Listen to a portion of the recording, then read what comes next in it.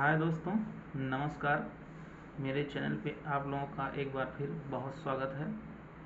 चलिए अब हम परसेंटेज से हटके एक नया चैप्टर शुरुआत करते हैं जिसका नाम है साधारण ब्याज। साधारण ब्याज से क्वेश्चन तय है आना हर कंपटीशन में। चलिए देखते हैं। पहले हम एक कॉन्सेप्ट, एक रिव्यू बनाएंगे। आपको इस कॉन्सेप्ट को पूरी अच्छी तरीके से समझना है, उसके बाद ही देखते हैं। चलिए, जैसे साधारण ब्याज, इसको इंग्लिश में बोलते हैं सिंपल इंटरेस्ट। इसमें कुछ टर्म यूज होते हैं जिनके नाम आप पहले जान लीजिए। जैसे मूलधन, मूलधन को इंग्लिश में बोलते हैं प्रिंसिपल। प्रिंसिपल क्या होता है? प्रिंसिपल होता है उधार ली गई राशि, अर्थात आप जितनी राशि उधार लेंगे उसी को प्रिंसिपल बोलते हैं और इसे टी से प्रदर्शित किया जाता है। ठीक, इसके बाद समय, टाइम, जितने समय के लिए आप उधार लेंगे उसे समय बोला जाता है, जिसे टी से प्रदर्शित करते हैं। इसका अगला टर्म है मिश्र धन। मिश्र धन को इंग्लिश में बोलते हैं अमाउंट। अमाउंट क्या होता है? चुकाई गई राशि, अर्थात आप जितना कर्जा या जितना उधार लिए रहेंगे उसमें जो भी ब्याज बनेगा उसको जोड़ के जो राशि आप चुकाएंगे उसे को ही क्या बोलते हैं? मिश्र धन बोलते हैं।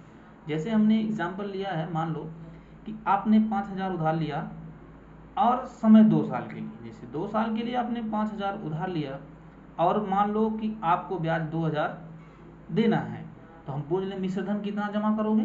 तो मिश्र धन होता है मूलधन प्लस जो ब्याज आप देंगे उसका कितना है, 5,000 प्लस 2,000, टोटल 7,000 आपको मिश्र धन जमा करना है।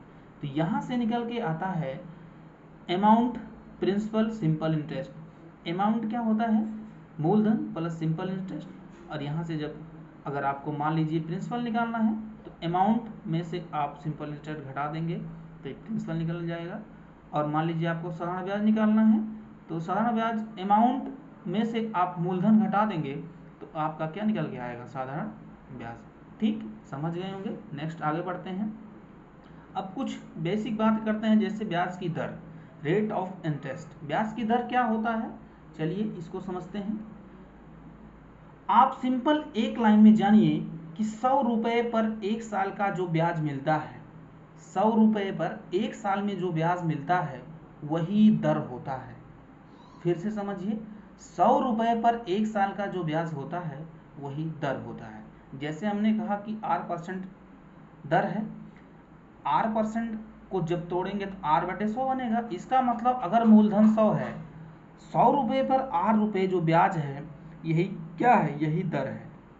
यही 1 साल का SI है और इसी को ही दर बोलते हैं। जैसे हम समझ लीजिए, जैसे बोलते हैं कि 7% दर है, 7% रेट है। इसका मतलब ये है कि 100 रुपये मूलधन होगा और 100 रुपये पर आप 7 रुपये ब्याज दे रहे होंगे और यही 7 रुपये जो ब्याज दे रहे हैं यही क्या है? ब्याज की दर है। तो यहाँ से समझ गए होंगे कि 100 रुपये पर जो 7 रुपये ये आप ब्याज दे रहे हैं इसी को क्या बोलाता है? इसी को रेट ऑफ इंटरेस्ट या ब्याज की दर कहते हैं। तो यहाँ से एक आपको यूनिक चीज़ याद रखना है, अगर ब्याज की दर आपको फाइंड आउट करना है तो 1 साल का SI, 1 साल का जो ब्याज होगा उसको आप मूलधन से कंपेयर करेंगे और मूलधन कहाँ रखेंगे? डिनोमिनेटर हर में। तो 1 साल का ब्याज ऊपर और मूलधन नीचे इंटू 100 कर देंगे तो वहाँ से आपकी ब्याज क्या निकल आएगी? दर, ब्याज की दर निकल आएगी। और एक बात और याद रखेंगे नोट में कि साधारण ब्याज हर साल बराबर होता है। इसका मतलब ये है कि अगर आप मान लीजिए किसी साल ब्याज 10 रुपये दे रहे हैं, मान लीजिए आप 2003 में ब्याज 10 रुपये दिए और वो साधारण ब्याज पे है तो 2004 में भी आप ब्याज कितना देंगे? 10 रुपये देंगे। इसका मतलब ये है साधारण ब्याज हर साल बराबर बराबर दिया जाता है। ये नहीं है कि आप इस साल 10 रुपये दिए नेक्स्ट ईयर 20 रुपये देंगे, ऐसा नहीं है। आपको साधारण ब्याज हर साल बराबर देना होता है। तो ठीक है, यहाँ से एक एग्जाम्पल से समझते हैं। जैसे मान लो कि मूलधन 5,000 और समय 2 साल और ब्याज की दर मान लेते हैं निकालना है और समय 2 साल दे रखा है। ठीक है, सोचो यदि समय 2 साल है और ब्याज कितना है? 2,000 है। तो पहले हम आपको बोले हैं कि 1 साल का जो ब्याज मिलेगा मूलधन पे वही ब्याज की दर होता है। तो 2 साल, चूंकि 2 साल का ब्याज 2000 है, इसलिए 1 साल का ब्याज कितना होगा 2000/2, तो इसका मान कितना आ जाए 1000। अर्थात 1 साल में आपको 1000 ब्याज देना है। तो आपको यहाँ से ब्याज की दर अगर निकालना है तो 1000 और नीचे मूलधन 5000, 1000/5000 इंटू 100, यहाँ से जब कैंसिल आउट 3 जीरो करेंगे, 5 से फिर काटेंगे, तो बचेगा कितना 20%। और ये 20% कैसा होगा पर एनम, पर एनम का मतलब वार्षिक, अर्थात ये 20% जो है आपको वार्षिक ब्याज देना है। ठीक है, नेक्स्ट समझते हैं।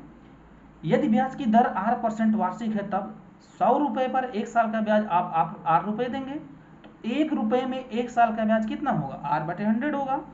तो 1 रुपए में टी साल का ब्याज 8/100 1 साल का है, तो टी साल का ब्याज आपको टी से गुणा कर देना है, तो 8/100 इंटू टी, इसलिए पी रुपए पर मूलधन पी रुपए पर टी साल का ब्याज P into R into T by 100। यहीं से निकल के साधारण ब्याज का फार्मूला आता है क्या, कि मूलधन पी रेट आर इंटू समय टी अपॉन 100। यहीं से ये बेसिक कॉन्सेप्ट से निकल के आता है कि साधारण ब्याज होता है मूलधन गुणे दर गुणे समय बटे 100। ठीक है, नेक्स्ट कॉन्सेप्ट देखते हैं। जैसे यहां से निकल के हम फार्मूला फाइंड आउट कर चुके हैं कि साधारण ब्याज होता है principal into rate into time upon में 100। यहां से आप एक कॉन्सेप्ट और समझेंगे। जैसे प्रिंसिपल देख रहे हैं पी के समानुपाती है, अर्थात मूलधन के जो साधारण ब्याज है वो मूलधन के समानुपाती है, और समानुपाती का तात्पर्य यह है कि यदि आप मूलधन बढ़ाएंगे तो साधारण ब्याज भी बढ़ जाएगा। इसका मतलब यही होता है, यदि आप मूलधन घटाएंगे तो साधारण ब्याज घट जाएगा। ठीक, और यहां से देखेंगे कि साधारण ब्याज रेट ऑफ इंटरेस्ट के भी क्या है समानुपाती है। इसका मतलब यदि आप दर बढ़ाएंगे तो साधारण ब्याज बढ़ जाएगा, यदि आप दर घटाएंगे तो साधारण ब्याज घट जाएगा। और फिर देख रहे हैं आप कि साधारण ब्याज समय के समानुपाती है। इसका मतलब क्या है, इसका मतलब यह है कि आप यदि समय बढ़ा रहे हैं तो साधारण ब्याज बढ़ जाएगा, यदि आप समय घटा रहे हैं तो साधारण ब्याज घट जाएगा। ठीक है, यहां से निकाल के आते हैं कि मिश्र धन क्या होता है। मिश्र धन इक्वल टू मूलधन प्लस साधारण ब्याज, प्रिंसिपल प्लस एसआई। तो यहां से अगर प्रिंसिपल और एसआई का हमने फार्मूला निकाल रखा है, principal into rate percent into T, तो यहाँ से पी कॉमन लेंगे तो 1 प्लस आर इंटू टी, तो अमाउंट निकल के आ जाएगा आपका पी ब्रैकेट में 1 plus R into T by 100। यही से ये फार्मूला निकल के आता है जो डायरेक्ट किताबों में दिया होता है कि मिश्र धन बराबर होता है मूलधन 1 प्लस दर गुणे समय बटे 100, जो कि यहीं से निकल के आता है। ठीक है, नेक्स्ट देखते हैं। यदि 8% वार्षिक दर है तो हम बोल रहे परसेंटेज में सिंपल इंटरेस्ट कितना होगा, यदि समय टी है, यदि समय टी है तो टोटल परसेंटेज ब्याज कितना हो जाएगा 8% इंटू टी। यही करते हैं, एग्जाम्पल जैसे लेते हैं कि मान लो दर 5% वार्षिक है और समय 8 साल है, तो अगर हम आपसे पूछ लें तो कुल कितना परसेंट ब्याज बनेगा। यदि दर 5% है और समय 8 साल है तो कुल ब्याज बनेगा आर इंटू टी से 5 इंटू 8 इक्वल टू 40%। यहाँ से टोटल ब्याज कितना बनेगा 40% ब्याज मिलेगा। इसका मतलब यदि आप 100 रुपये लिए रहेंगे किसी से उधार तो आपको कितना देना होगा 8 साल बाद 140 रुपये आपको देना पड़ेगा। ठीक है, एक चार्ट से समझते हैं, बहुत इंपॉर्टेंट है चार्ट।